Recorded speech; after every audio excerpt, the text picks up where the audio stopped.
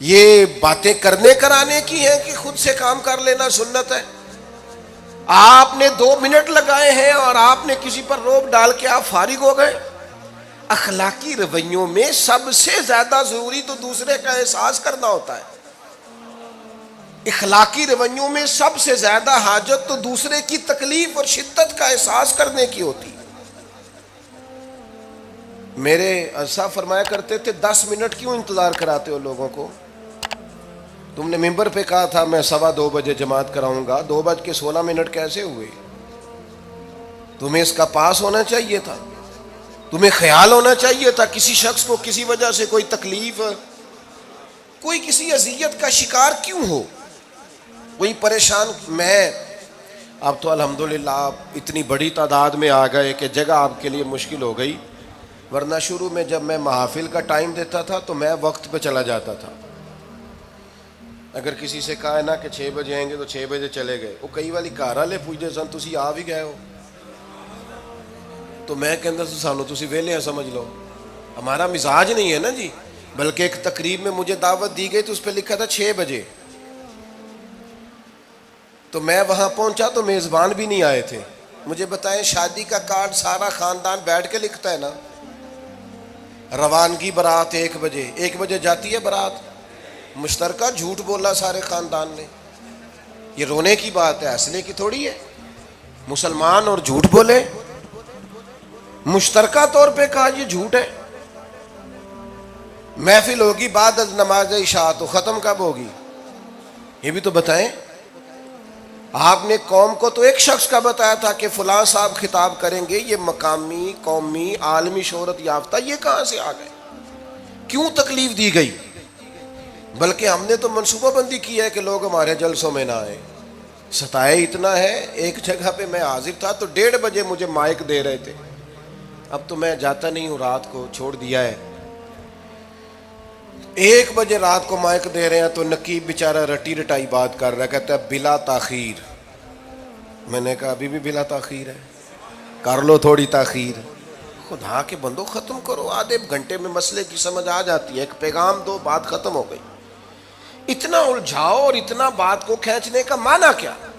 اپنے رویوں کے اندر۔ میں چلا گیا 6 بجے تو میزبان صاحب بھی نہیں آئے تھے، تو وہ تقریب کب شروع ہوئی؟ 9 بجے۔ تو میں نے ان سے کہا غور سے دیکھ لو کہیں میں تو نہیں الٹا پڑتا رہا، 9 اور میں 6 سمجھتا رہا ہوں۔ یہ چھوڑے ان چیزوں کو، اپنی زندگی میں آپ نظم پیدا نہیں کریں گے تو کوئی کام کیسے کریں گے؟ حضرت حکیم الامت مفتی احمد یار خان صاحب نعیمی رحمۃ اللہ علیہ، مفتی صاحب رحمۃ اللہ علیہ جب جمعے والے دن الحمدللہ کہتے تھے نا تو پورا 1 بجا ہوتا تھا۔ لوگ گھڑی کو کہتے تھے تو غلط ہو سکتی ہے، پر مفتی صاحب پورے ٹائم پہ الحمدللہ کہتے ہیں۔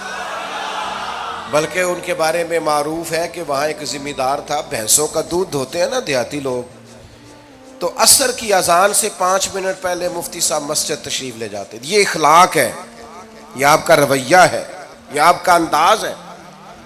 عصر کی اذان سے 5 منٹ پہلے جاتے تھے، جا کے وضو بنانا پڑے تو سنت ادا کر کے بر وقت نماز میں شامل ہو جائیں۔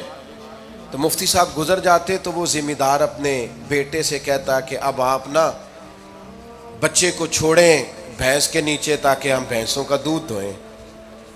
تو ایک دن وہ بیٹا کہنے لگا ابا جی ابھی تو یہ سورج کھڑا ہے، عصر کا ٹائم کہاں ہوا ہے؟ تو کہنے لگا تو چھڑ دے کٹا، مفتی صاحب لنگ گئے نہیں، ٹائم ہو گیا ہے۔ یہ ہمارے بزرگوں نے ہمیں رویے سکھائے۔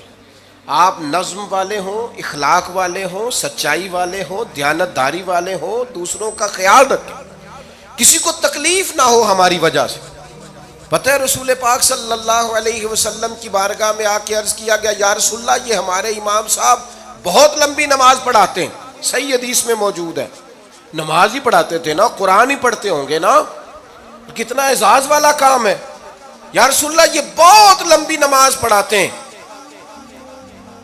اللہ کے محبوب علیہ السلام نے بلا لیا، اور لفظ پتہ کیا ہے؟ حضور فرمانے لگے میں لوگوں کو دین کے قریب کرتا ہوں، آپ دور کرتے ہیں۔ فرمایا جب بھی نماز پڑھائیں معتدل پڑھائیں۔ اور خود حضور کا عمل کیا ہے؟ حضور فرماتے ہیں جب میں نماز میں کھڑا ہوتا ہوں تو میرا دل کرتا ہے میں لمبی نماز پڑھاؤں۔ ہمارا جب کسی شے کو دل کرے تو ہم چھوڑتے ہیں.